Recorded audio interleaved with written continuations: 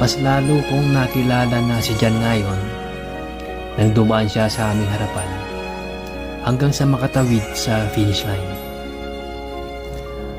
Talon ng talon ang yaya ni John Lester sa tuwa at agad ding tumakbo papunta kay Jan. Pangatlo si Jan sa 10-kilometer finishers.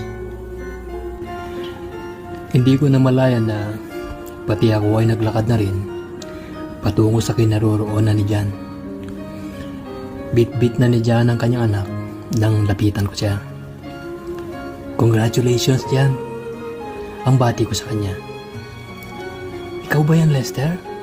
"Ikaw nga," ang nasabi na lamang ni Jan. Tumango lamang ako. Binigay muna niya sa yaya ang kanyang anak at bigla niya ako niyakap.